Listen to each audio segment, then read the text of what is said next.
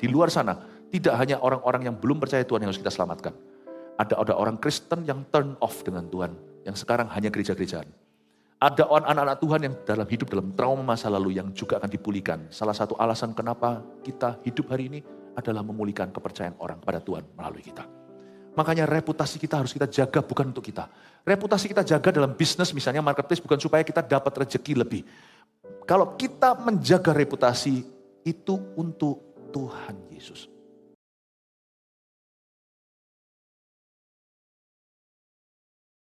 Ini hidup kami persembahkan kepadamu.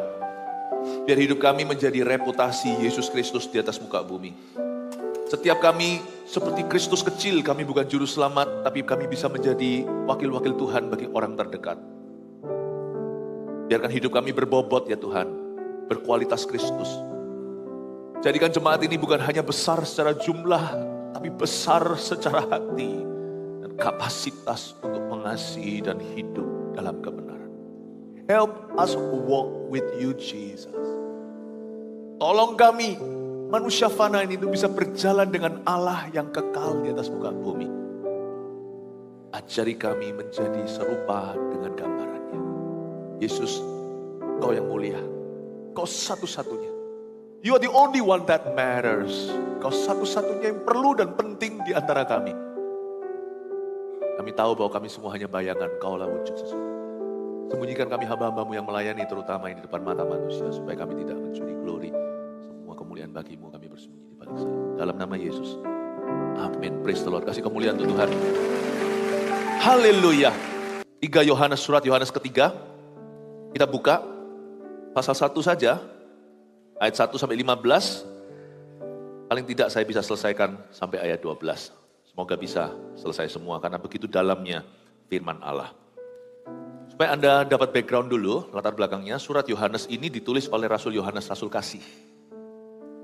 Satu-satunya Rasul Yesus Kristus, Rasul anak domba Allah, 12, semua mati tidak natural.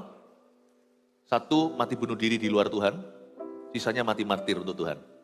Tapi Yohanes, bukan Yohanes Pembaptis, Rasul Kasih ini, dia mati tua. Waktu beliau menulis surat ini, umurnya paling muda 80 jikalau bukan 90-an. Makanya sebutannya dia menyebut dirinya dari penatua. Mari kita baca surat Yohanes yang ketiga pasal 1 ayat 1. Salam dari penatua kepada Gayus yang kekasih, yang kukasih dalam kebenaran. Saudaraku yang kekasih, aku berdoa semoga engkau baik-baik dan sehat-sehat saja dalam segala sesuatu sama seperti jiwamu baik-baik saja. Sebab aku sangat bersuka cita ketika beberapa saudara datang dan memberi kesaksian tentang hidupmu dalam kebenaran. Sebab memang engkau hidup dalam kebenaran. Bagiku tidak ada sukacita yang lebih besar daripada mendengar bahwa anak-anakku hidup dalam kebenaran. Berhenti sampai ayat 4 saya jelaskan. Dari penatua, siapa ini? Yohanes. Kepada Gayus, ini bukan Gayus yang kena kasus penjara korupsi itu. Kebetulan namanya sama. Gayus ini adalah nama yang cukup umum di dalam kerajaan Roma. Di kerajaan Romawi, ada nama-nama itu yang sudah nama-nama pasaran. Maaf kalau saya singgung nama tertentu, tidak ada kesengajaan. Misalnya di Indonesia, nama-nama yang umum apa? Bambang. Pak Bambang, hai. Apalagi Agus. Banyak ya. Dan demikian pula Gayus. Namanya itu tidak ada yang istimewa. Tapi sebutan Rasul besar ini terhadap Gayus, itu yang membuatnya spesial. Dari penatua kepada Gayus yang kekasih. Kata kekasih di situ beloved. Beloved itu bukan cuma dicintai. Beloved itu artinya you are useful to me. Anda sangat berguna. Tanpamu dunia tak sama. Kepada Gayus yang kekasih adalah Gayus yang dicintai oleh seluruh jemaat. Dia nggak disebut bahkan marganya Gayus apa. Gayus Budiman. Gayus apa? Gayus, nggak ada marganya. Seolah-olah dengan nama Gayus aja, semua orang sudah wajib tahu orang itu siapa. You know some of the greatest hero, ada beberapa pahlawan-pahlawan, banyak pahlawan dalam kerajaan sorga itu sama sekali tidak terkenal. Makanya itu janganlah dirimu ingin terkenal. Lebih baik dirimu dan diriku ingin berguna, berfungsi, berbuah, melayani, berdampak kekal bagi sesamanya. Namanya dia tidak sering disinggung. Gaius di sini ada beberapa di dalam ayat kitab suci. Ada Gaius itu, Gaius ini. Ini bukan Gaius yang itu-itu. Kalau Anda baca ya di surat-surat di Perjanjian Baru, di Kisah Para Rasul ini itu, biografi kegerakan gereja mula-mula ada beberapa Gaius. But this Gaius is different. Sama dengan ada berapa Bambang, ada beberapa Agus, ada berapa Budi, ada beberapa Wati. Ini bukan orang yang sama. Dia disinggung sekali saja dan kita tidak tahu latar belakangnya, cikal bakalnya, ini orang siapa. Tetapi dia menjadi ayat dalam kitab suci, berarti orang ini berarti. Orang ini dipandang oleh Allah. Carilah terkenal di hati Tuhan. Lebih baik Tuhan memujimu daripada manusia menyanjungmu. Kadang-kadang cukup menakutkan kalau semua orang mengeluhkan. Jangan-jangan nanti Tuhan sendiri merasa kita ini overrated. Jangan sampai Tuhan sendiri jadi merasa jijik sama kita karena kita ini merasa diri hebat. Gaius yang kekasih, kata kekasih di situ beloved. Dan saya sebut Gaius ini orang yang hidupnya, his life outshines his name. Hidupnya itu jauh lebih bagus daripada namanya. Gaius ini hidupnya melebihi arti namanya. Sedangkan hari ini, kalau kita punya anak, kita berlomba-lomba kasih dia nama yang paling bagus, yang paling beken, yang paling keren. Zaman dulu nama orang itu lebih gampang. Zaman sekarang bayi-bayi itu namanya susah-susah. Minimal 3, selain marga, ada nama depan, nama tengah. Dan namanya itu yang sangat-sangat kebaratan, gak ada yang salah. Jangan ganti nama anakmu ya, sudah ada di sertifikat. Tapi intisarinya bukan arti nama. Kita bisa berangan-angan kasih nama dia yang keren. Daripada namanya keren tapi hidupnya tidak. Daripada namanya beken tapi hidupnya sia-sia. Mending saya dikasih nama biasa. Nama saya pasaran tapi hidup saya berbeda. Jangan superstisi lah soal nama. Anda bisa kasih nama bagus silakan, Anda kasih nama biasa jangan merasa bersalah. Yang penting didik bayimu. Yang penting didik anakmu jadi orang benar, jadi orang kudus dulu. Apakah jadi orang besar, apakah jadi orang sukses itu terserah Tuhan. Yang penting pokoknya didik mereka dalam takut akan Allah. Didik mereka di jalan yang benar sehingga mereka dewasa nanti tidak akan meninggalkan jalannya. Dan jikalau nama Anda, nama biasa, Anda minder mungkin di antara orang-orang yang namanya luar biasa. Gak apa-apa. Chance atau kesempatannya sama. Orang-orang yang namanya luar biasa juga perlu mulai dari hidup biasa. Jadi Anda bisa punya hidup yang luar biasa meskipun nama Anda biasa. Paham maksud saya? Siang-siang gini perlu mencerna. Janganlah Anda mengganti nama Anda supaya lebih bisa diterima. Tidak perlu. Sekalipun mungkin namanya itu nama yang sangat dusun. Tidak apa-apa. Kalau nanti Anda besar. Biarkan orang tahu bahwa Tuhanmu yang luar biasa, bukan dirimu. Presiden kita Bapak Jokowi, bukan Arthur Mackenzie. Tapi Bapak Jokowi. Tapi siapa tidak cinta beliau? Betul kan Bapak Ibu Saudara? Jangan ganti namamu ya. Nama dari orang tuamu itu nama bagus. Saya sangat menghargai nama setiap Anda. Misalnya ada satu orang di dalam pelayanan saya, lalu namanya itu gimana? Saya tidak akan mengganti namanya. Bukan papa mamanya kok. Meskipun namanya aneh kadang-kadang. Ada juga yang namanya nama Tionghoa. Namanya susah, yang apa-apa gitu. Saya nggak bisa sebut namanya apa gitu. Yang susah dicerna, susah dieja. Gitulah. Saya bilang silakan, tetap aku akan memanggilmu. Aku nggak perlu ganti. So aku nggak tertarik sama namamu. Aku tertarik dengan hidupmu. Namamu sekali ditulis dalam kitab kehidupan cukup sudah. Setelah itu ada kitab-kitab lain yang membahas hidupmu. Kalau Anda baca di kitab Daniel, semua ini perjanjian lama nabi-nabi. Ada kitab-kitab lainnya Tuhan. Yang menuliskan semua perbuatan. Namamu cuma ditulis di dalam kamus besarnya. Yaitu kitab kehidupan anak domba. Tapi kitab-kitab yang lain itulah yang menentukan pahala. Dan hukuman pula. Di dalam database-nya Tuhan. Dia mencatat hidupmu setiap hari. Karena itu Bapak Ibu di sini. Kalau Anda punya anak, janganlah lupa lebih daripada nama yang kau berikan adalah kehidupan yang kau persiapkan untuk mereka. Dan hari ini juga di antara kita anak-anak Tuhan, kita punya kesempatan yang sama untuk hidup bagi Kristus dan hidup berbeda. Jangan sia-siakan dari penatua kepada Gaius yang kekasih. Beloved Gaius, you're useful to me. Yang kukasihi dalam kebenaran, katakan yang kukasihi. Sama-sama, yang kukasihi dalam kebenaran. Oke, saya akan tunjukkan kepada Anda bagaimana caranya kita mengamalkan kasih. Karena kasih dalam bahasa Indonesianya ya kasih, paling-paling cinta. Ya. Atau bahasa Jakartanya demen. Gua demen sama lu gitu ya. Saya suka sama kamu. Tapi kasih itu jauh lebih kompleks daripada yang kita kira. Kita tahu kasih dari bahasa Yunani, kita semua tahu ini sangat klise atau sangat klasik sekali, agape love. Kasih tanpa syarat, bahasa Chinese-nya wu tiao jian de ai. Kasih tanpa kondisi. Itu yang paling keren gitu loh. Kasih yang seperti ini kita harus miliki. Jadi sehingga kasih-kasih yang lain itu seperti philia, kasih persaudaraan. Bahkan kasih yang namanya eros, dari situ kata erotika.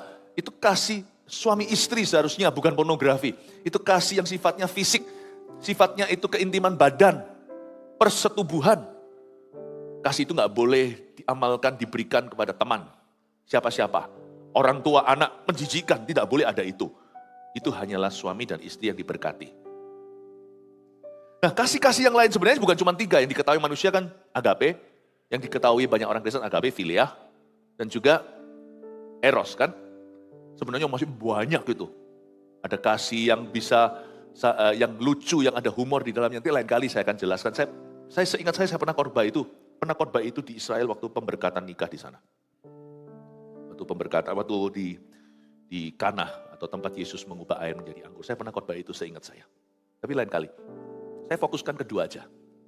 Karena di sini Gaius dikasihi oleh Yohanes dalam kebenaran. Kukasihi dalam kebenaran. Kukasihi dalam kebenaran. Aku mengasihimu dalam kebenaran. Aku mengasihimu dalam I love you in righteousness. I love you in the truth of God.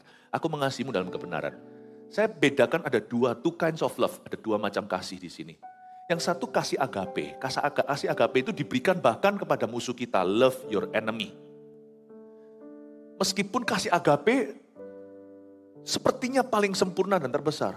Enggak loh. Setiap kasih ini luar biasa dan masing-masing definisi kasih ini dari Tuhan. Kita harus agape semua orang. Termasuk musuh-musuh kita, termasuk orang non-Kristen di luar sana yang gak percaya, termasuk orang-orang yang sifatnya anti-Kristus. Mereka yang persekusi atau yang menganiaya, yang mengutukimu, agape love them. Cintai mereka dengan kasih agape. But you should not philia them. Tapi kita tidak boleh philia mereka. Philia adalah sebuah kasih yang hanya diberikan kepada saudara seiman yang sharing kebenaran. Kasih ini hanya diberikan kepada orang-orang benar. Makanya itu sekalipun saya bisa agape terhadap musuh saya tidak hang out sama mereka. Saya tidak ke night club sama mereka. Di situ saya draw the line, di situ saya garis batas. Aku mengasihimu, aku mengampunimu, tapi aku tidak philia kamu. Bedakan, philia itu sama holinya, sama agape, sama sucinya. Dalam nama kasih cinta, kasih Tuhan, orang-orang sungkan sama orang yang salah. Membuka rumahnya, membuka gereja, membuka pelayanan terhadap orang-orang yang mengkamirkan mereka dalam pengajaran sesat. Sorry loh, I agape you, but you're not welcome in my house. I don't philia you. Kalau kamu hari ini setengah mati di jalan, saya akan pasti bawa kamu ke UGD atau ICU. Sekalipun kamu sudah merugikan aku tetap akan mengasihimu. Kalau anak-anakmu datang minta roti, pasti ku beri bukan hanya 5 roti 2 ikan. Aku akan bawakan pulang anakmu itu 12 bakul sisanya. I agape you, but you're not welcome in my family. I don't philia you. Gereja kita adalah gereja yang mengagape seluruh dunia, tapi kita tidak bisa philia kepada semua orang. Kalau ada orang datang ke CG, mengkamirkan, menyebarkan kepahitan dan perpecah belahan, di situ kita berkata, stop it, leave. Bukan berarti benci. Kita nggak boleh sungkan sama orang yang salah. Karena philia itu hanyalah diberikan kepada orang benar. Kepada Gaius yang kukasihi dari penatua, yang kukasihi dalam kebenaran. Gaius yang aku kasih dengan Filia. Filia itu keluar kata Philadelphia, seperti kota Philadelphia. The city of brotherly love, ini bukan bicara soal homoseksualita, tapi kasih persaudaraan. Jangan menjadi pasangan tidak sepadan dengan orang tidak beriman. Karena sungkan. Ya sudah, aku ikut ke klub sama kamu. Oh no, tidak bisa. Kita harus ngerti, filia hanya diberikan kepada orang benar yang kita kasih dalam kebenaran. Saya agape orang benar dan orang salah. Jangan hanya orang benar saja. Bukan agape namanya kalau kita hanya mengasihi orang yang mengasihi kita. Tapi filia saya hanya berikan ke Pak Yohanes. Saya berikan ke Pak Fandi. Saya berikan ke Pak Andi. My filia is to the church and for the church. Saya tidak hangout. Saya tidak bersama mereka duduk di bersama pencemooh, mendengarkan nasihat orang fasik, berdiri di jalan orang berdosa. Sorry guys, we don't share the same boat. Itu bukan eksklusif, itu eksklusif yang perlu. Tidak. Paham ya, Bapak Ibu Saudara, dalam filia Anda pilih orang. Makanya Anda harus jauhi gosiper. Kita harus menjauhi orang-orang yang membawa dampak buruk ke kita.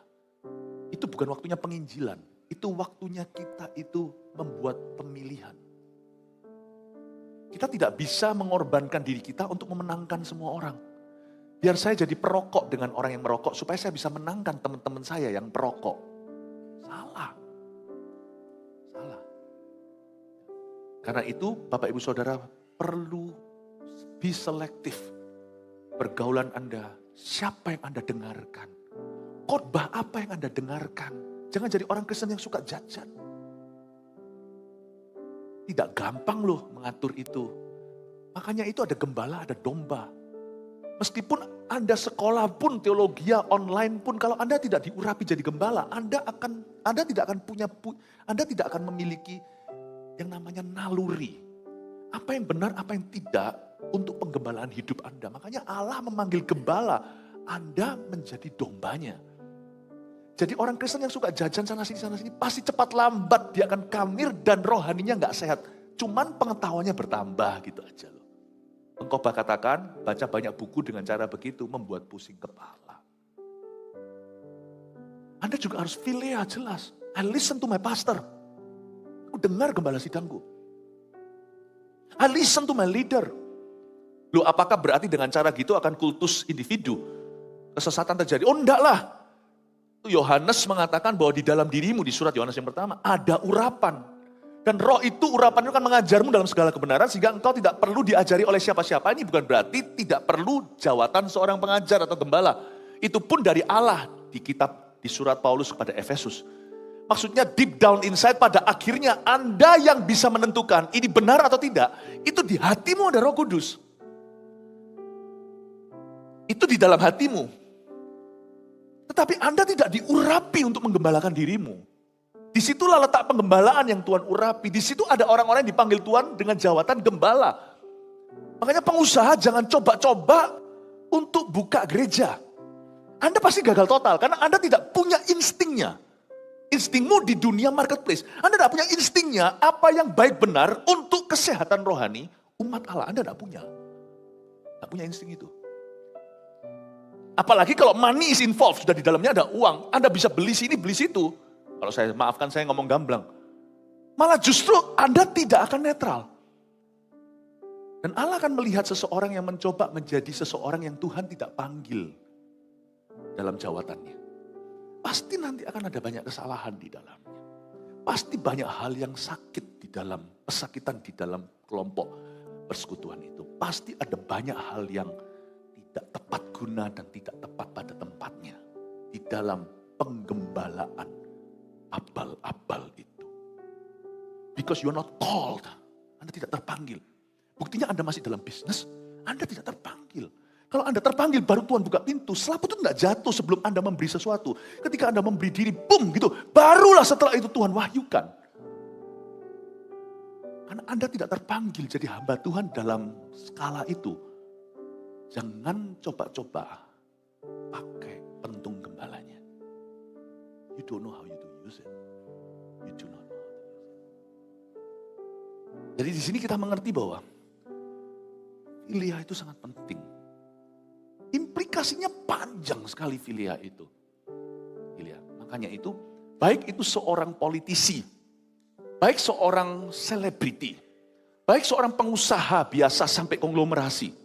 When you come in church, atau Anda datang kepada suatu gereja yang sehat, di mana gereja itu tidak disetir siapa-siapa kecuali Roh Kudus dan lewat penggembalaannya, dan hubungan itu luar biasa filia di mana kita bertumbuh bersama dalam kebenaran, dan you suka nggak suka, mesti bisa nerima Anda menjadi hanya salah satu di antara mereka.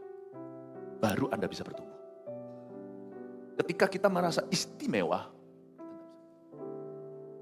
baru setelah Anda merasa menjadi salah satu daripada tubuh Kristus itu, dan you akan bertumbuh. Makanya Gaius ini saya tidak tahu siapa. Tapi Yohanes di sini menjelaskan bagaimana setiap kita itu tiada nama, tiada wajah.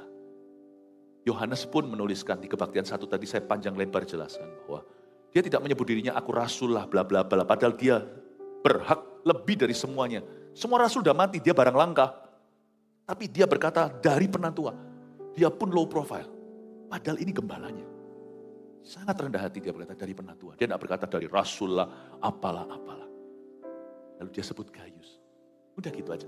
Very personal hubungan mereka. Padahal Yohanes sangat terkenal. Semoga Anda mengerti ya bagaimana mengamalkan filia. Don't filia anyone. Jangan filia semua orang. Bisnis juga sama. Bisnis juga sama. Saya nggak bisa ulang lagi, berita tidak terulangi. Kebaktian 1 saya jelaskan gimana kongsian. Saya prefer kalau memang harus kerjasama dengan seorang saudara seiman. Kalau di level staff saja semuanya siapapun boleh, yang penting itu performa. Tapi kalau di level direksi sama-sama memutuskan, saya mau duduk semeja dengan orang yang bisa doa dalam nama Yesus sama saya.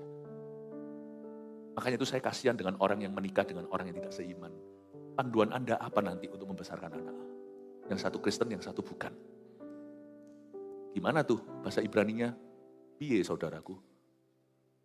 Gimana Anda parentingnya?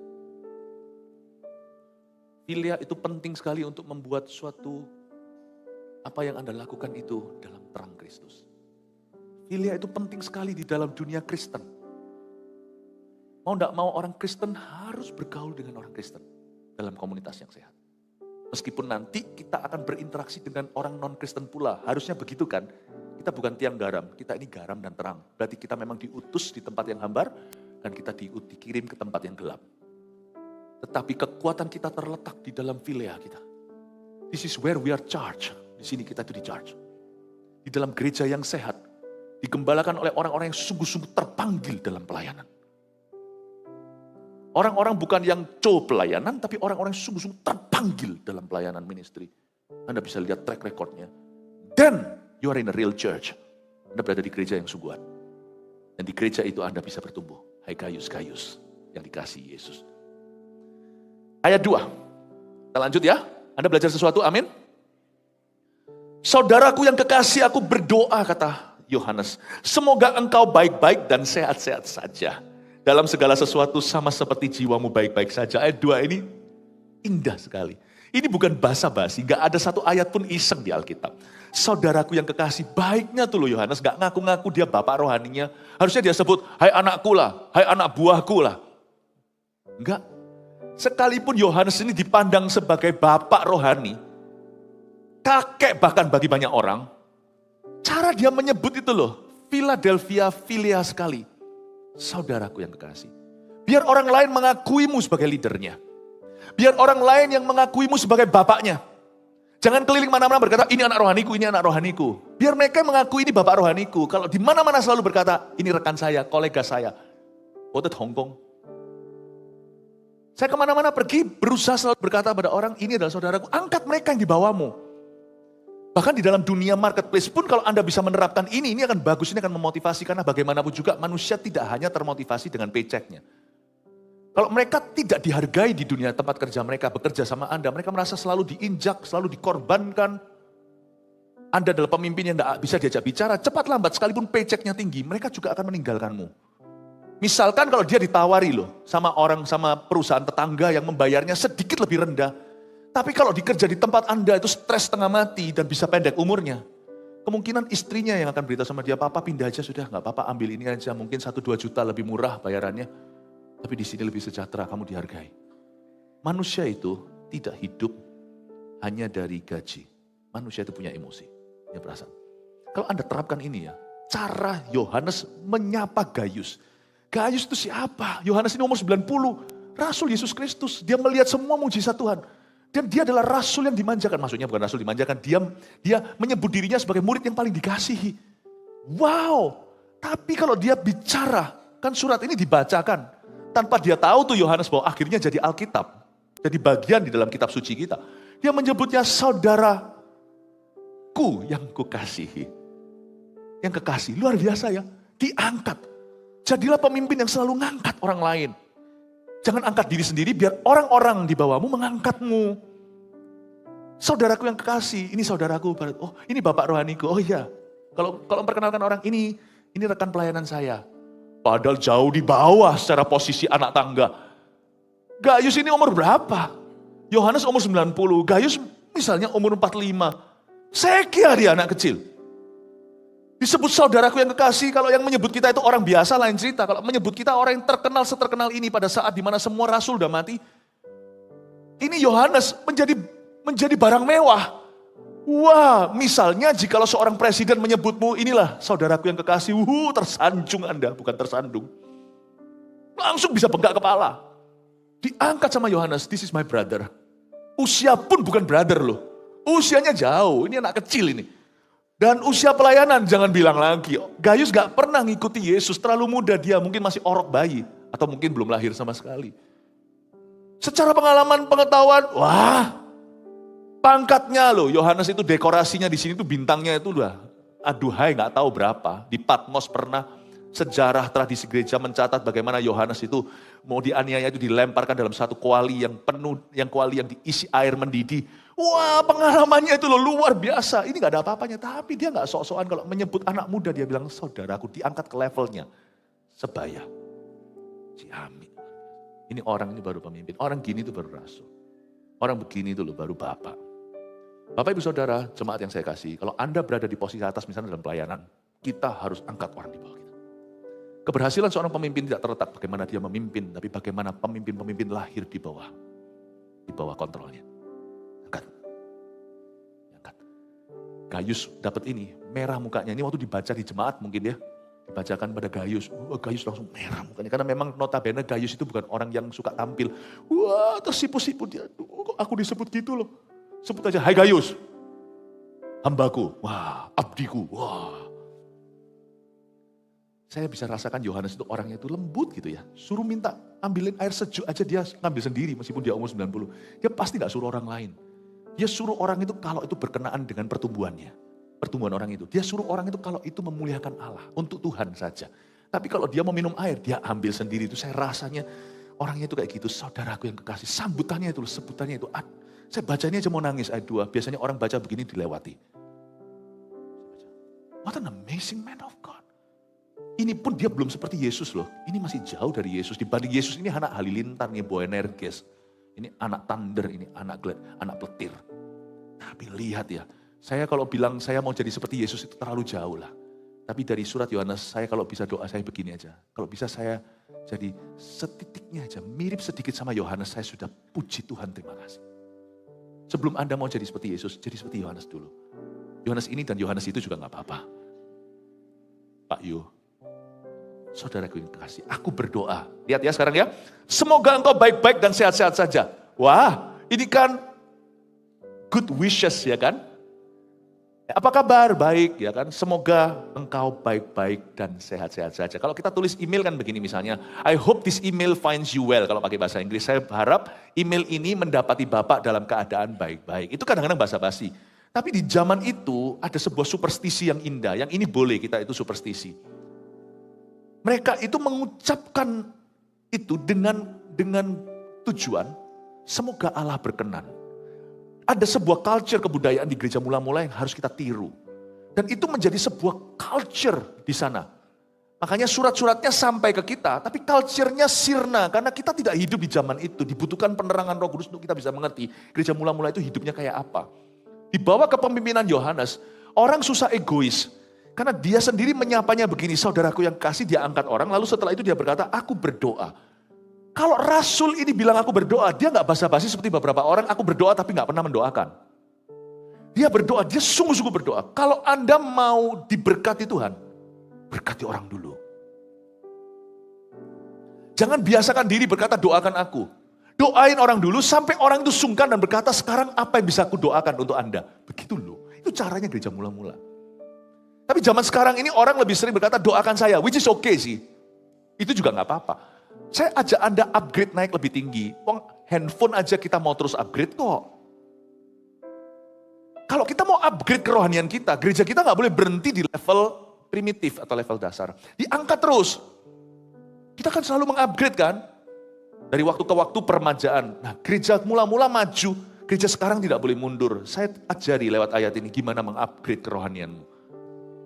Instead of daripada kita berkata doakan saya. Biasakan dirimu berkata apa yang bisa ku doakan untuk Anda. Apa yang saya bisa doakan. Saking seringnya Anda doakan. Sampai-sampai orang bisa mawas diri sendiri. Kadang-kadang itu rasa sungkan dari Tuhan. Tuhan poke dia. Tuhan colek dia di hati dan merasa, kamu kok terus minta didoakan? Kok gak pernah tanya sama yang mendoakanmu. Apa yang bisa ku doakan untukmu? Nah saya gak memulai ini ya. Boleh lo Anda tanya sama saya, Pastor Philip, apa yang bisa saya doakan? I think I would appreciate it. Saya akan sangat menghargai. Habis ini jangan semua serbu ke saya dan berkata, apa yang bisa saya doakan?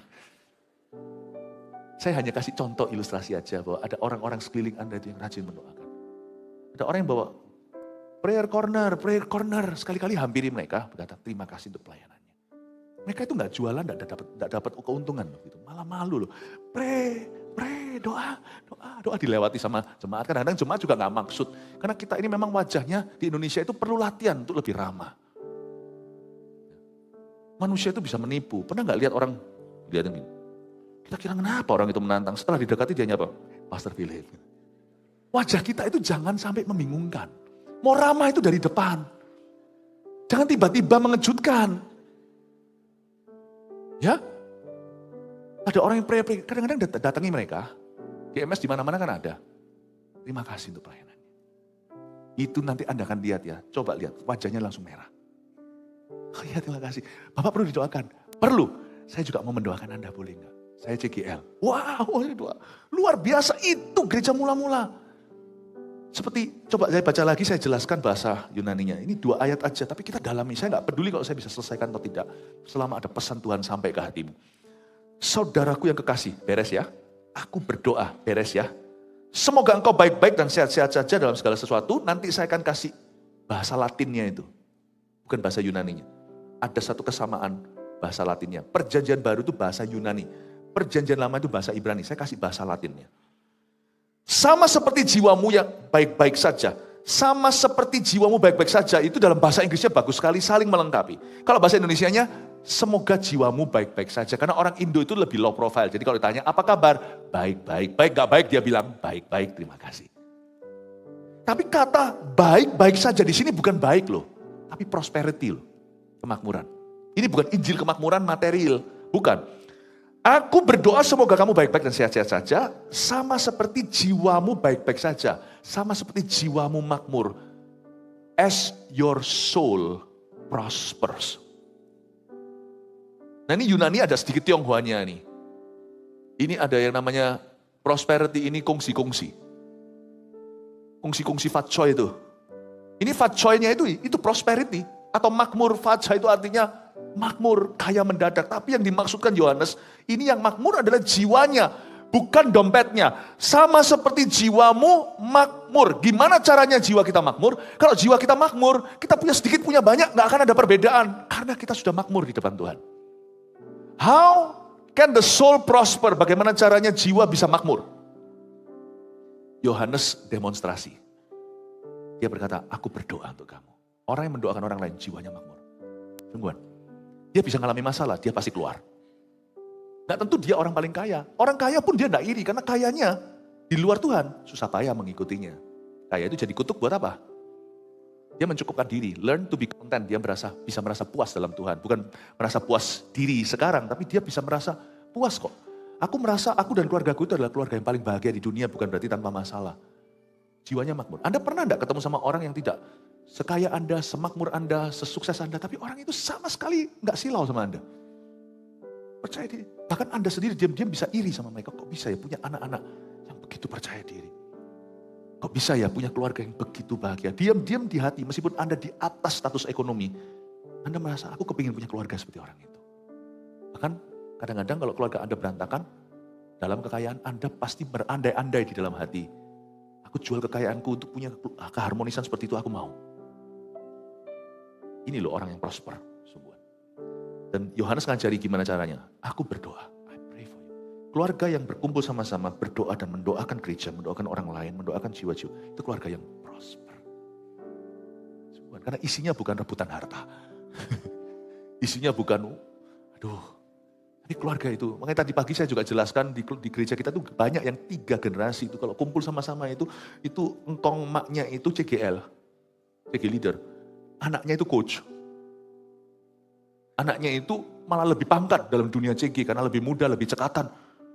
Papa mamanya engkong maknya ini CGL, pimpin satu kelompok belasan orang. Anaknya bukan satu, dua langsung coach, bisa nangani 4 CG sekaligus yang isinya puluhan masing-masing berarti ratusan. Anaknya, cucunya di Eagle Kids ikut pelayanan. Prosper ini. Ini prosper. Ini yang disebut dengan Swangsea. Double joy, happy. Seperti jiwamu baik-baik saja. Ya apa caranya? Berdoa. Tapi gak hanya doa, hati motivasinya betul nih. Dia berkata gini, semoga engkau baik-baik dan sehat-sehat saja. Saya suka seperti ini, semoga engkau baik-baik dan sehat-sehat saja. Seperti orang email tadi, may this email find you well. Semoga engkau baik-baik dan sehat-sehat saja. Orang yang bisa berkata gini dari hati, orang itu gak perlu apa-apa lagi. Bahasa Latinnya terlalu rumit, jadi saya langsung tafsirkan bahasa Indonesianya. Semoga engkau baik-baik dan sehat-sehat saja dalam bahasa Latinnya. Karena waktu itu, zaman itu, di dunia saat Yohanes hidup, itu antara Roma, Itali, Latin, nanti Yunani, Alexander the Great, ini itu semuanya itu pokoknya sejaman itu bergulir. Jadi ini semuanya pengaruh saat-saat itu, ada Latinnya, ada apa. Saya jelaskan aja ya, ini sudah menjadi kebiasaan di zaman Yohanes hidup, untuk orang mengucapkan ini. Tapi biasanya orang tidak sembarang mengucapkan. Arti semoga engkau baik-baik dan sehat-sehat saja adalah, saudaraku, kalau engkau baik dan sehat, aku tidak perlu apa-apa, aku sudah senang. Wow, can you say the same thing? Bisakah Anda mengatakan yang sama? Meskipun kita dalam masalah, kalau kita dalam masalah, biasanya kan kita gini pikirannya, ini pikiran jahat, ini pikiran Adam dan Hawa. Kok enak aku aja dalam masalah, kenapa orang ini tidak dalam masalah? Kenapa orang itu tidak dalam masalah? Aku pelayanan, dia tidak, kenapa aku yang susah? Nah, itu orang yang mendoakan orang lain ikut susah.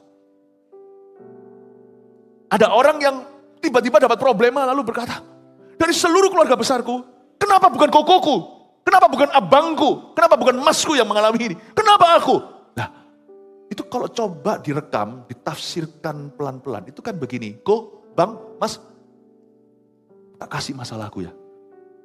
Itu orang jahat kan? Tapi Yohanes gak begitu. Semoga engkau baik-baik dan sehat-sehat saja. Saudaraku, kalau kamu baik-baik dan sehat-sehat saja, if you're doing well, I'm happy. Bukan I'm happy for you loh ya. Banyak orang bisa I'm happy for you, tapi dia gak happy. I'm happy for you, aku senang untuk kamu. Temennya dapat jodoh kiri kanan, dia masih menjomblang.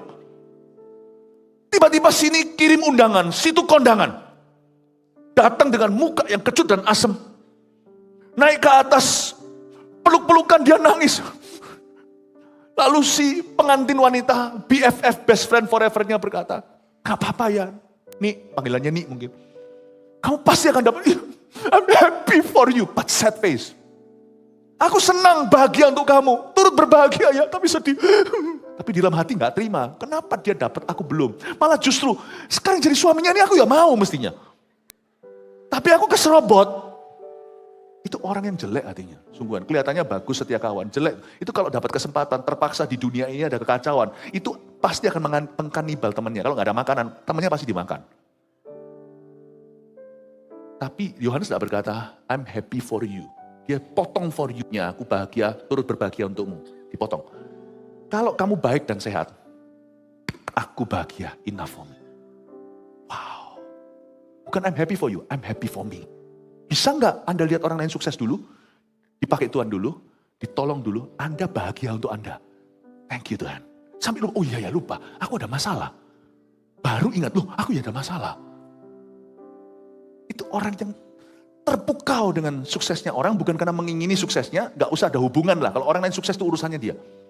Jangan ingini sukses orang, keberhasilan manusia, keberhasilan sesama. Sebab nanti berkatmu dari Tuhan.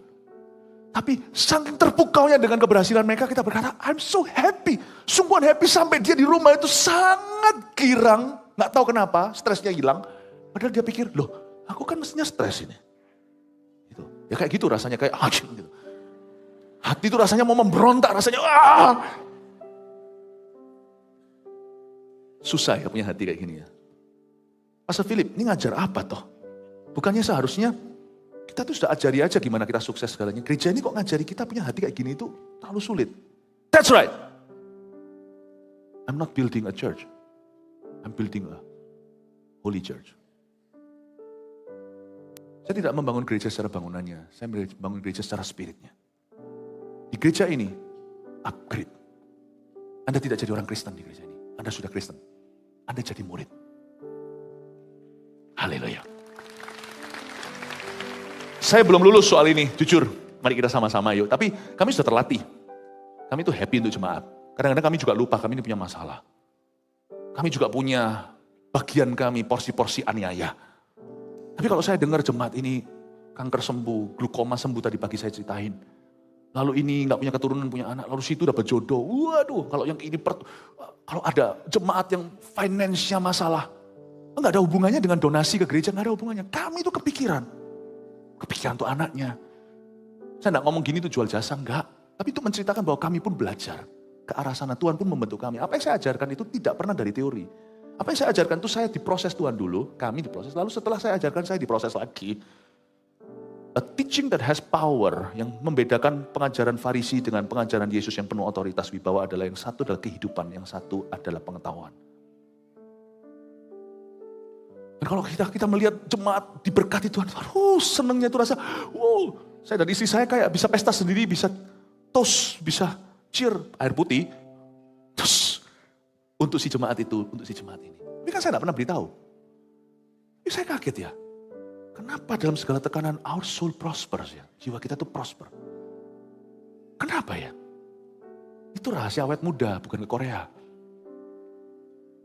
Awet muda sesungguhnya itu dari dalam. Waktu saya baca ini saya terharu sama Yohanes. Bahasa Latinnya, if you're doing well, then I'm well. Kalau kamu baik, aku baik. Sudah gak usah tanya saya keadaannya gimana. I'm fine, thank you. Why? Because you're fine. Aku baik, kenapa? Karena kamu baik. Coba tanya kanan kirinya, apa kabar? Kalau dia jawab baik, katakan, kalau gitu aku baik. Kasih tepuk tangan untuk Tuhan. Saling mengasihi ya di gereja ini. Ya. Dan kita sebentar lagi akan super CG. Yang paling susah itu bukan, banyak orang itu mencoba meniru metodenya. Percuma, tirulah semua metodenya. Spiritnya itu tidak bisa ditiru. Culture gak bisa ditiru. Anda bisa pergi ke Jepang, makan nasi goreng Indonesianya tetap gak bisa. Kalau Anda di Indonesia, bedanya apa? Di sini culture-nya Indonesia, budaya Indonesia. Sampai kalau saya dari luar negeri pulang itu baru mendarat ya. Pesawat tuh baru mendarat, langsung saya itu gak tahu ada roh sambal menghampiriku. Langsung rasanya kepingin makan sesuatu yang pedas, padahal saya ini gak bisa makan pedas. Sambal saya itu sambal hampa. Tapi kalau kelihatan merah-merah gitu kepingin, aneh. Kalau saya pas lagi di luar negeri pelayanan di mana-mana sekarang gak ada. Waktu saya mendarat di Korea belum lama yang lalu waktu saya pelayanan di situ. Baru benar, langsungnya, wah, kepingin Korean barbecue. Culture itu ada. Kebudayaan. Gak usah orang dipaksa makan makanan Indonesia di sini, so pasti mereka akan ngiler sambal. Culture. Anda tidak perlu mengubah keluarga Anda. Terapkan yang Yohanes ajarkan. This culture kebudayaan ini Anda terapkan. Anda kan lihat keluarga Anda diubahkan Allah. Nggak usah boro-boro susah-susah mengubahnya. Perlu sedikit usaha. Tapi nggak sebesar itu usahamu kalau kebudayaannya jadi. Dan kebudayaan harus dimulai dari pemimpin. Bak urapan di kepala lalu ke janggut turun. Harus mulai dari ayah yang mengubah kebiasaan di rumah. Harus mulai dengan ibu, baru anak-anak. Dalam gereja harus mulai dari pemimpin. Dari pemimpin yang paling dituntut Tuhan ya saya lah sebagai gembala sidang di gereja ini. Gereja lain bukan saya. Gereja ini saya. Lalu kami, lalu kita semua. Dari leadernya yang mengubah. Ingatlah rahasia perubahan tidak terletak pada usahamu mengubahkan. Rahasia perubahan terletak pada culture yang Anda demonstrasikan. Makanya gereja mula-mula itu luar biasa. Orang masuk gak bisa keluar lagi karena mereka itu terpikat oleh Tuhan. Haleluya. Anda belajar sesuatu, amin? Mari kita belajar ayat yang ketiga. Sedikit lagi lalu saya selesai. Ini kitab terpendek, kurang pendek. Kitab terpendek ternyata panjang sekali kalau mau diartikan. Makanya kalau baca Alkitab jangan asal-asalan. Tiap ayat itu, wow. Saya sampai sekarang itu ngefans banget sama Alkitab setiap kali. Baca dengan hati Anda akan temukan semua ini. Ayat 3, segera, sebab aku sangat bersuka cita ketika beberapa saudara datang dan memberi kesaksian tentang hidupmu. Dalam kebenaran. Sebab memang engkau hidup dalam kebenaran. Betapa indahnya. Ada ayat berkata begini, sebab aku sangat bersuka cita kata Yohanes ketika beberapa saudara datang dan memberi kesaksian tentang hidupmu dalam kebenaran. Orang-orang loh datang ke aku. Memberitahu hidupmu seperti apa. Reputasi mendahului. Kita itu kalau nginjil gak susah. Yang membuat susah hari ini penginjilan di dunia itu batu sandungan orang-orang Kristen sebelum kita. Jadi pendeta juga gak susah. Yang susah adalah banyak pendeta cipta trauma. Sehingga sekarang itu susah jadi pendeta di masyarakat. Karena selalu disinonimkan, gereja itu selalu sinonimkan apa? Penyelewengan keuangan. Lalu habis itu pendeta itu apa? Pendeta itu gini gitu. Susah. Pendeta kalau mengelola dan diberkati dibilang mencuri uang. Ada memang, tapi gak semua kan. Tapi ada pendeta yang miskin sekali dibilang kasihan. Mana Tuhan? Repot lah. Ini kalau imam besar masih hidup hari ini, bahkan breastplate atau baju sirahnya yang ada 12 itu pun pasti akan dikritiki oleh jemaat. Oleh orang yang bukan jemaat, biasanya oleh orang yang siapa? Dikritiki warna batu-batu orang Israel. Apapun bisa dikritisi. Repot ya. Yang membuat susah itu sebenarnya adalah tiada reputasi yang baik. Tapi saya ini optimis. Dibutuhkan satu orang untuk merusak seluruh belanga. Dibutuhkan lalat mati untuk merusak sebuah pengurapan. Tapi dibutuhkan juga yang sama, satu orang yang mau taat sama Tuhan untuk mengembalikan reputasi yang tercemari. Kalau orang bisa trauma karena satu orang Kristen yang bohongi dia, orang juga bisa kembali percaya pada Tuhan karena ada satu orang Kristen yang bisa dipercayai. Kalau ada pendeta yang bisa menyebabkan trauma dan gereja yang membuat syak, berarti sama. Kebaikan selalu lebih besar daripada kejahatan karena Tuhan mengalahkan setan. Berarti dibutuhkan pendeta pula dan gereja pula yang baik reputasinya untuk mengembalikan kepercayaan. Di luar sana tidak hanya orang-orang yang belum percaya Tuhan yang harus kita selamatkan. Ada orang Kristen yang turn off dengan Tuhan yang sekarang hanya gereja-gerejaan. Ada anak-anak Tuhan yang hidup dalam trauma masa lalu yang juga akan dipulihkan. Salah satu alasan kenapa kita hidup hari ini adalah memulihkan kepercayaan orang kepada Tuhan melalui kita. Makanya reputasi kita harus kita jaga bukan untuk kita. Reputasi kita jaga dalam bisnis misalnya marketplace bukan supaya kita dapat rezeki lebih. Kalau kita menjaga reputasi itu untuk Tuhan Yesus. Karena banyak orang salah paham sama Tuhan. Dibutuhkan seorang engkau, seorang dirimu dan diriku untuk memulihkan itu. Jikalau ada kambing hitam berarti ada domba putih. Untuk setiap trauma ada kambing hitam. Dan untuk setiap pulih ada domba putih. Saya dorong Anda untuk menjadi jawaban. Jadilah jemaat yang jadi teladan. Karena ini di luar kontrol dan kendali saya. Kendali kami paling jauh sampai CG. Tapi selebih itu, di dunia Anda, saya tidak bisa melihat ada Roh Kudus. Saya dorong setiap jemaat, dimulai dari pendeta-pendetanya gembala, ayo kita sama-sama shake hand sepakat. Dimanapun kita berada, kita harus jadi jawaban dan jadi berkat. Amin. Sebab aku sangat bersuka cita, kata Yohanes. Dia senang sekali, karena beberapa saudara datang dan memberi kesaksian tentang hidupmu. Sudah rame loh santer di luar. Apa? Kebaikanmu viral. Hah? Gayus ini pasti garu-garu kepala, karena dia nggak tahu bahwa reputasinya mendahuluinya. Reputasi itu berat loh. Waktu saya pergi ke Kucing kemarin, ya, yaitu di Sarawak, nanti laporan kemenangannya menyusul 2 minggu lagi waktu kita streaming setelah akhir dari Super Conference, saya khotbah lagi melanjutkan tentang 12 Rasul. Waktu saya ketemu sama sekelompok orang Afrika, salah satu daripada konferensi hamba-hamba Tuhan, ribuan hamba Tuhan yang saya khotbah pada pagi harinya, yang Anda lihat itu malam Pentakosta, malam harinya. Siangnya saya kerja, saya ngajari para gembala pendeta gimana mencintai jemaatnya, bangun pelayanan secara profesional, bersih pula. Saya ketemu dengan beberapa orang Afrika, waktu saya salami dia, saya salami dulu, ketemu orang itu salami dulu. Saya salami, hai. Lalu setelah itu dia berkata, dia cuma lihat saya berkata, oh iya, my name is Philip, nice meeting you. Kalau perkenalan sama orang itu gak usah pakai gelar-gelarmu, Pastor Philip, apa gak usah, siapapun gelar Anda, sebut nama aja, saya Philip. Rendah hati aja dari penatua. Biar orang lain nanti yang berkata, oh Pak ini. Biar orang lain tambahkan Pak di belakangnya. Mister kek, siapa kek. Biarkan gitu. Nah saya, waktu dia bilang, okay, nice meeting you. What's your name again? Apa namanya? Oh Philip. Ya, full name? Philip Mantova. Dia langsung lihat saya begini. Ini dia loh ya, saya enggak buat-buat ya. Dia lihat gitu. Dan dia berkata, Sir, your reputation precedes you. Kaget saya, reputasimu mendahuluimu. Saya nggak tahu dia nonton apa di internet. Dia berkata, your reputation. Dan itu Anda kira sebagai pujian, itu beban buat saya. Itu beban. Itu reputasi. Jangan sampai kita begini, reputasi kita memang mendahului kita. Tapi jangan sampai reputasi kita melampaui realita. Banyak orang itu overrating kita. Wow, tapi ternyata lihat biasa. Jangan sampai saya dikabarkan di Afrika, Philip Mantova ini bangkitkan orang dari kematian. Saya pernah sekali didatangi satu orang, bukan orang Afrika, tapi orang yang pelayanannya di Afrika. Datang ke saya langsung tanya begini. Ini adalah salah satu di dalam pekerjaannya almarhum evangelis Reinhard Bonnke. Ketemu sama saya di Singapura, ngomong sama saya langsung begini. So, how many dead people have you raised? Loh, berapa orang mati yang sudah saya bangkitkan? Anda bangkitkan, saya langsung bingung. Enggak pernah. Kamu dengar apa? Saya enggak pernah bangkitkan orang mati. Kalau kamu bisa ajari saya. Yang saya selama ini berhasil cuma doain aja supaya jemaatku jangan mati-mati. Dan berhasil tuh, puji Tuhan, cuma 1-2. Dia berkata gitu, saya jadi beban loh. Jangan gampang-gampang terima pujian. Jangan sampai dia begitu lalu setelah sehari di konferensi, lalu malam Pentakosta dia lihat, wah ternyata reputasinya lebih gede dari aslinya. Jangan gitulah. Tapi di sini Gayus mendapat beban. Orang-orang ngomong tentang kamu loh. Kesaksianmu hidup dalam kebenaran bisa sampai ke aku. Wow, itu berarti orang-orang mulai bicara. Harusnya begitu ya, reputasi kita itu mendahului kita. Your reputation should precede you. Jangan sampai itu orang, Kristen tapi.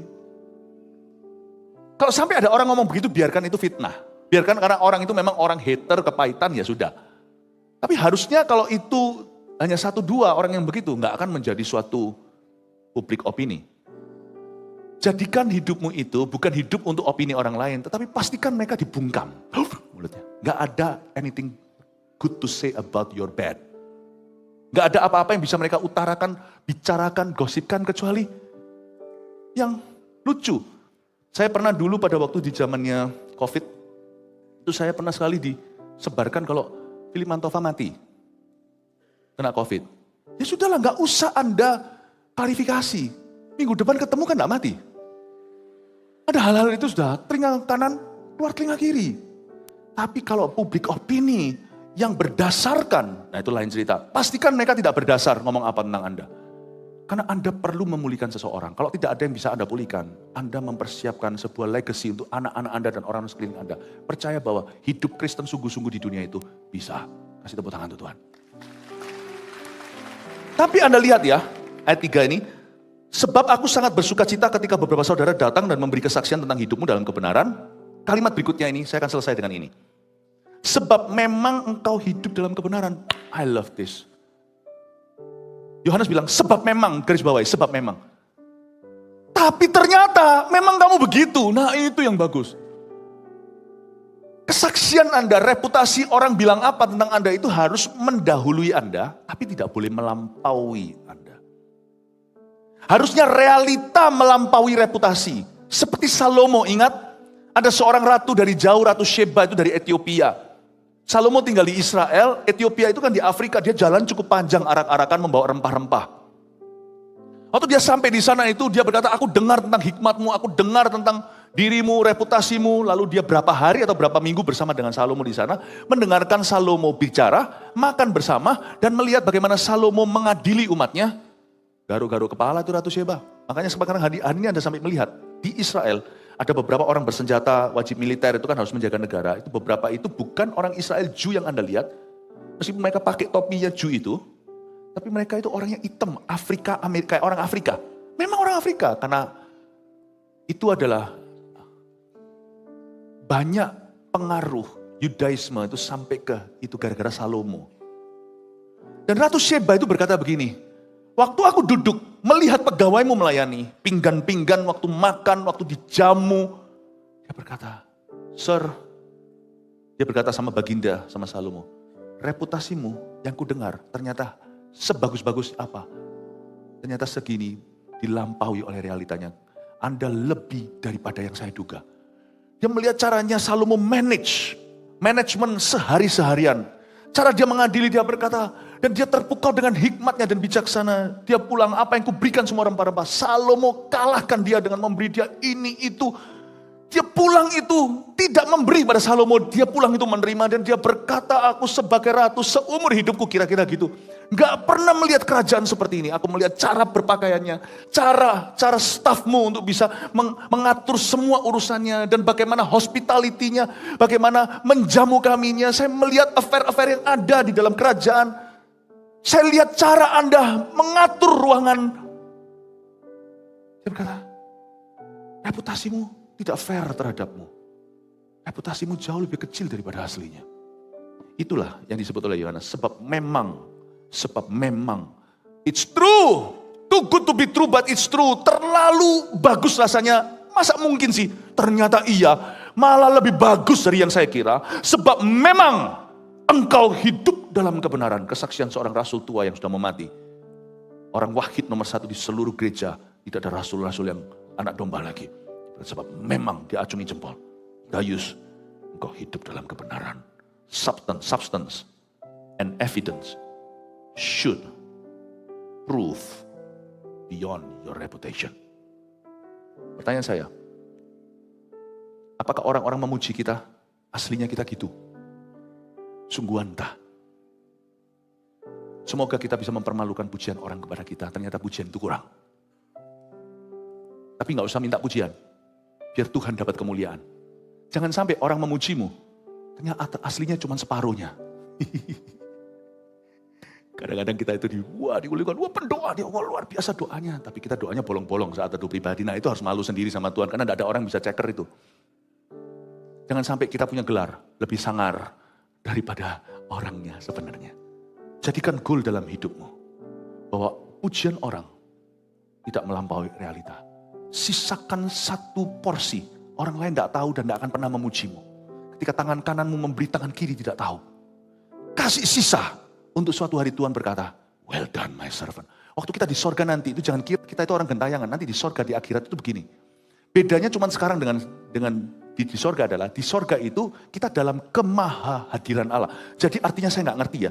Artinya nanti itu kalau kita sekarang ini ya, kumpul gini ya. Kalau masing-masing kita disebutkan, lalu dijelaskan kebaikannya dan jasa-jasanya, semua yang dia capai. Itu kalau kita 10 orang, kita semua sudah mulai capek. Karena kita punya concentration span atau punya jarak konsentrasi. Lebih dari itu, namanya kemampuan kita secara manusiawi tidak memungkinkan. Tapi waktu itu kita dalam badan kemuliaan. Jadi setiap orang konsentrasi penuh, tidak terganggu.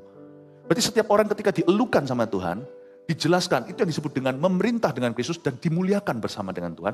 Itu semua orang kan melihat dan tidak ada yang pura-pura wow, tapi iri. Karena iri sudah pergi, tidak ada setan lagi. Tapi waktu itu setiap orang kan dielukan. Banyak orang-orang sekampungmu yang masuk surga, keluarga siapa, dan mereka tidak gentayangan. Mereka tidak pikun, tidak demensia, tidak ada Alzheimer di sana. Jadi setiap orang yang mendengarkan Anda, ingat siapa Anda, jangan kira di surga itu kita nggak saling kenal. Casper. Dan di surga tentunya tidak ada jalannya begini.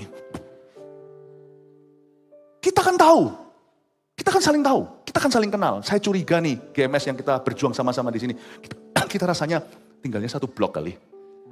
Haleluya, ngomong sama kanan kirinya, kita tetanggaan nanti di sorga. Listen, saya jelaskan ya. Waktu dijelaskan semuanya itu, setiap kita tahu dan banyak suara gini saya bisa bayangkan. Oh, bukan dari sisi orang-orang dari Argentina yang masuk surga, mereka nggak tahu kita. Mereka maha tahu, bukan nggak maha tahu, hanya Tuhan. Tapi kita dalam kemahatauannya, kemahadirannya, semua orang tahu. Waktu dijelaskan, Yesus menjelaskan, itu kerasanya karena tidak ada batas waktu. Jadi kalau kita di sini ngomong begini 2 jam lebih 3 jam, nanti orang mulai lihat jam tangan. Karena kita punya rasa capek, di sana enggak. Setiap orang akan diumumkan mau berapa miliar pun dan setiap orang diumumkan itu seperti menit pertama mendengarkan. Itulah artinya kita berada dalam tubuh kemuliaan. Kita tidak dibatasi dengan kronos waktu. Jadi bisa bayangkan nanti ada orang-orang yang ada di blok dan kafling-kaflingan sebelah kita. Itu semua akan berkata, oh, itu udah banyak.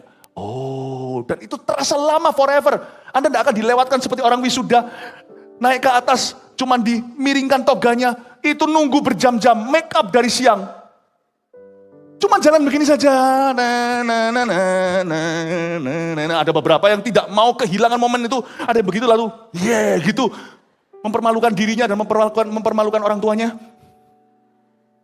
Karena rasanya cepat, nanti enggak, setiap orang itu lambat dijelaskan sama Tuhan. Kalau enggak namanya memerintah, namanya melalui tata. Memerintah itu duduk dulu. Dikipasi lama-lama. Makanya itu bodoh kan kalau kita tuh minta pujian manusia sekarang. Jangan semua itu demi pengakuan. Suatu saat nanti, kasih ruang. Ada banyak hal yang manusia tidak tahu dan tidak terdeteksi dan tidak pernah memujimu. Kasih kesempatan Tuhan Yesus punya materi untuk menjelaskan kepadamu. Kamu yang salah paham sama orang ini ya. Ya Tuhan, tidak ada marah, tidak ada benci, tidak ada hukuman. Kalau orang itu masuk ke surga itu sudah diampuni. Kamu salah nilai orang ini. Itu ada pemberesan dulu sebelum nanti kita jadi keluarga selama-lamanya. Kamu salah ngerti, ini orang gak salah seperti yang kamu kira. Lihat, yang diam aja seperti Gayus kita diam. Lalu setelah itu dijelaskan banyak, lalu ada mulai bisik-bisik kanan kiri. Ya loh, si Agus atau Bambang ini, Bambang ya. Si Bambang ini atau si Gayus ini. Kita gak tahu ternyata dia itu lebih dari yang kita kira. Wah mulai ada rasan-rasan, Tuhan biarkan. Iya ya, ternyata dia itu memberikan ini. Ternyata yang ngasih kamu itu dia toh. Kok kita nggak tahu? Kita muji orang yang salah, muji orang lain. Orang yang salah dipuji ada di situ. Betul, bukan aku, itu dia. Good job my servant. Baik sekali perbuatanmu. Bukan toga, dikasih mahkota, duduk di sana. Berbahagialah orang yang melayani sesamanya, melayani Tuhan. So, orang itu tidak akan dilupakan Tuhan, karena orang itu memiutangi Allah. Bapak Ibu Saudara, saya harap Anda semakin diyakinkan sebagai orang Kristen. Betapa bahagianya kita yang hidup bagi Kristus. Mati adalah keuntungan. Jadilah murid yang benar. Layani Tuhan dengan sungguh-sungguh. Dan jika di sini ada orang yang masih hanya ke gereja sebagai jemaat biasa. Ayo bertobat dari kepasifan. Mulai hari ini berikan dirimu. Pastor Philip, aku disadarkan lewat ibadah ini. Aku mau terlibat. Ya apa caranya? Saya akan tunjukkan jalan. Tapi sebelum itu, mari kita berdiri dan berikan tepuk tangan untuk Tuhan.